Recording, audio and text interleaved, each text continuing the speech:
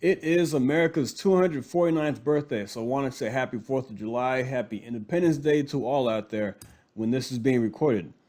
But I want to talk about Julio César Chávez, who lost to Jake Paul in a boxing match the other night, was picked up by ICE. So we're going to play a video about that, then we're going to get into his potential ties to the Sinaloa cartel. And we're going to get into the statement put out by DHS. Let's check it out. There's this boxer, Julio César Chávez Jr. Yeah. He just fought this huge fight with Jake Paul. He's a major fighter. He's major fighter. Big celebrity, yeah. Big celebrity. ICE just arrested him?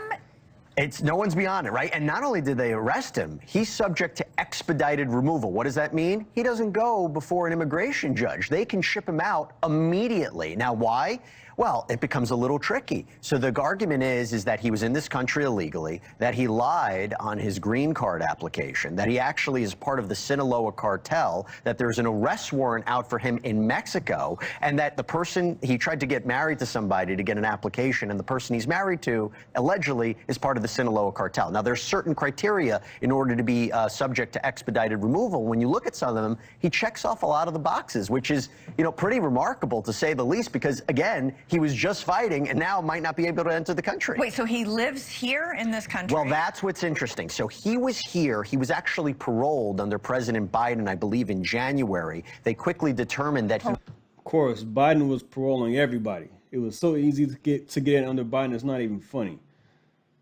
Paroled. So some people who were in the country were granted temporary reprieve by the former administration, but he was here, and they determined he's here illegally. He shouldn't have been here, and if you're not here if you can't show you... I believe Biden paroled somebody who was a hitman in Venezuela, where he gave him a temporary visa to work here or something like that. He had ties. He killed 4 people in Venezuela. He was living here in DFW. Crazy stuff. You weren't here within a 2-year period, and his travel status is a little up in the air. He might be subject to expedited removal and be out of this country in the next few days. Does anybody have to prove that he has connections to the Sinaloa cartel? See, here's the thing. With expedited removal, there's really limited challenges. One of the things he could do is claim for asylum. So he could say, listen, if you send me back, I'm in a lot of trouble. I'm subject to persecution. But then you have to prove that, and that's not a guarantee. So he's in very, very tricky hot water right now. That is such an incredible story. Thank you for watching. Wild stuff. Wild stuff for sure. So I want to get into this article here a little bit. Julio César Chávez Jr.'s ties to El Chapo's family. Oviedo is my daughter's uncle. He's a good person. The Mexican boxer was arrested by U.S. authorities, has never concealed his ties to Los Chapitos. His ex-wife, Frida Munoz, the widow of a son of the drug lord. Oh boy. Chavez has never concealed his relationship with Los Chapitos, and specifically with Oviedo Guzman, known as El Raton. We'll get into him in a second. I get along with everyone, he said in a 2022 webcast. Regarding El Raton, he stated, he's the uncle of my daughter, who has been my daughter for a long time. I know him well, and he's a good person. But he always tried to insist that he not be linked to any criminal group from which his wife had already distanced herself and whose only connection was little Frida Sofia. So his ex-wife had a daughter from a previous relationship, and he took on the stepdad role and took her on as his own. That's why he said she's been my daughter for a long time. But let's get into Oviedo Guzman. Mexico authorities link Oviedo Guzman to the kidnapping of El Mayo Zambada. The Attorney General's office believes that the alleged release of El Chapo's son from custody in the United States on July 23rd is related to the capture of the drug lord and his brother, Joaquin Guzman, 2 days later. The Mexico Attorney General's office announced Thursday it is investigating the possible involvement of Oviedo Guzman. This was back in August 2024. His alias is Raton in the kidnapping of Ismael El Mayo Zambada.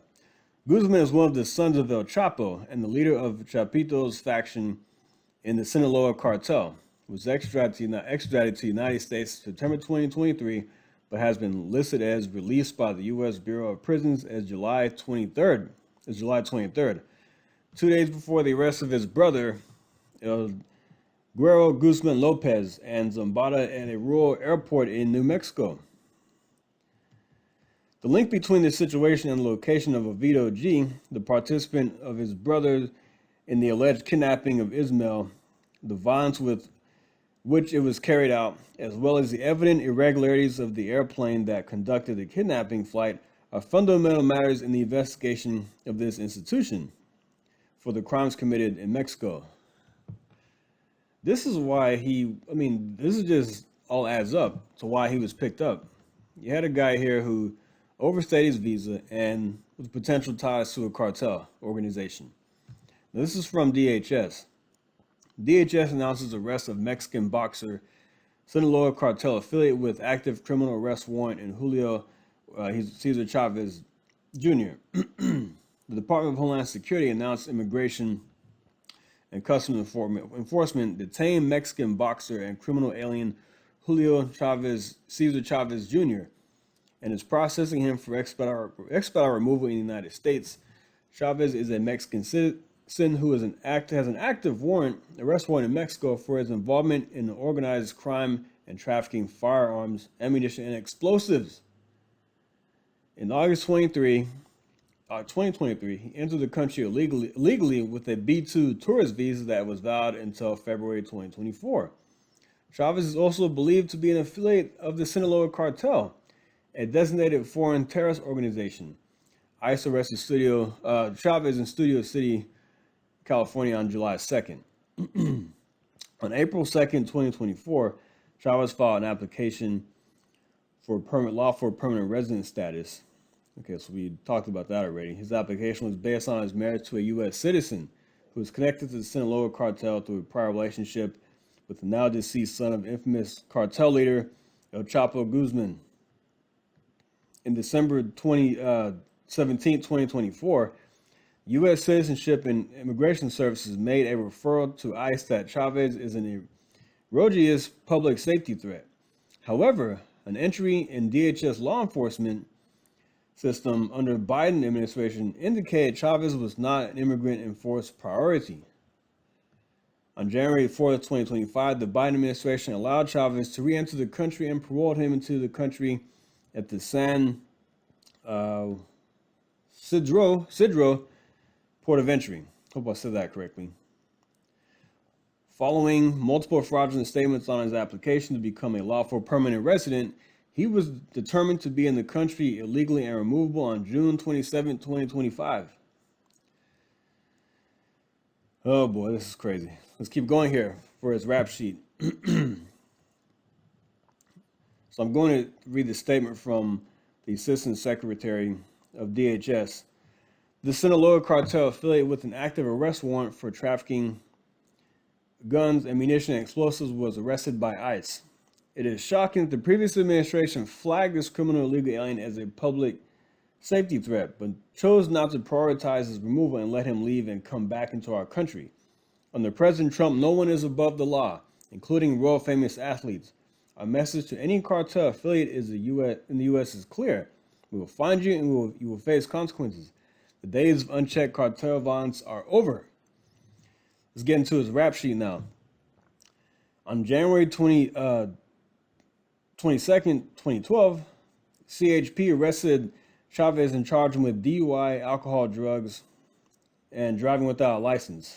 On June 23rd, 2012, Superior Court of California, County of Los Angeles, County of LA, convicted Chavez for the offense of driving under the influence of alcohol and sentenced him to 13 days in jail and 36 months probation. On January 14, 2023, a district judge issued an arrest warrant for Chavez for the offense of organized crime and the purpose of committing crimes of weapons trafficking and manufacturing crimes. In the modality of those who participated in clandestinely bringing weapons, ammunition, cartridges, explosives into the country and those who manufacture weapons, ammunition, cartridges, and explosives without the corresponding permit. My gosh. On January 27, 2024, LAPD arrested Chavez and charged him with illegal possession of any assault weapon and manufacture or import short-barreled rifle. The court convicted Chavez of these charges. On the first day in office, President Donald Trump designated the Sinaloa Cartel as a foreign terrorist organization. See, this is exactly why this guy needed to be picked up. He had this long rap sheet. This guy should not have been in the country. I mean, this guy is a menace. You look at his history, you look at his ties to these criminal organizations. It is totally appropriate that they arrested him. Doesn't matter if he's a boxer. It doesn't matter who he is. Anybody with ties to this organization needs to be investigated. I mean, sorry. That's just the way it is. I don't want anybody in our country roaming around who has a rap sheet this long with explosives and all these weapons, and drunk driving, ties to cartel organizations. No, sorry. It doesn't matter. Like I said, it doesn't matter if you're a boxer, NBA player, or if you're an actor, actress. It does not matter. For one, he overstayed his visa. Two, he should not have been here. So there's that. Just off the top, he should have been removed anyway. But then you get into this right here. This guy is clearly a danger to our society. So, yeah. I'm going to leave that right there. Like and subscribe, and I'll see you next time. Thank you. Take care.